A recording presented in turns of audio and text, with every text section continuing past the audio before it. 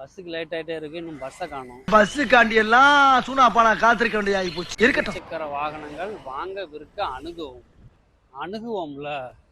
வாங்கண்ணா, என்ன வண்டி பாக்குறீங்கண்ணா? ஆனா இந்த வண்டியில பெட்ரோல் இருக்கா?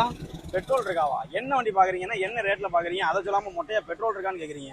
ஆனா எனக்கு இருக்க அவசரத்துக்கு இந்த வண்டியே ஓகே தான். பெட்ரோல் இருந்தா ட்ரையல் பாத்துருவேன். சரி ரைட்ண்ணா, இந்த வண்டியோட ரேட் வந்து ரேட்டு ஒரு பிரச்சனை இல்லைண்ணே. ஓட்டி பாத்துட்டுமா? சரி ரைட்ண்ணா, ஓட்டுங்க. ஓட்டி பாருங்க, ஓட்டி பாருங்க. விடுங்க.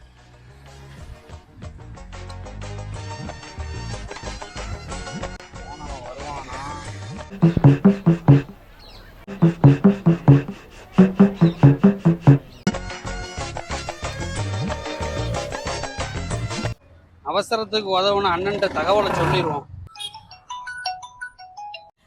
வணக்கம்டா அண்ணன். சொல்லுங்க பிரதர்ஸ் பைக், நீங்க யாரு? நான் யாரா? இப்பதானே கொஞ்ச நேரத்துக்கு முன்னாடி உன் வண்டி எடுத்துட்டு வந்தேன், அதுக்குள்ள மறந்துட்டியாண்ணே? எடுத்துட்டு போனியா? ட்ரெயின்ல தானடா போனேன். நீ போய 20 நிமிஷம் ஆச்சடா. எப்படா வருவ? என்னன்னா வண்டி வச்சிருக்க? போகும்போதே கேட்டேன்னா பெட்ரோல் இருக்கான்னு. இப்ப பாரு 20 கிலோமீட்டர்லயே வண்டி நின்றுச்சு. சரிடா தம்பி, நீ இப்ப எங்க இருக்கன்னு சொல்லு, நான் உடனே வரேன். ஒன்னும் பிரச்சனை இல்ல தம்பி, வர வேண்டிய இடத்துக்கு வந்து சேர்ந்துட்டேன். நீ வரும்போது 200 ரூபாய்க்கு பெட்ரோல் மட்டும் வாங்கிட்டு வந்துரு. வண்டியை ராஜா டவருக்கு கீழே விட்டுருக்கேன். ராஜா டவரா? ஏய், அது இங்க இருந்து 20 கிலோமீட்டரா.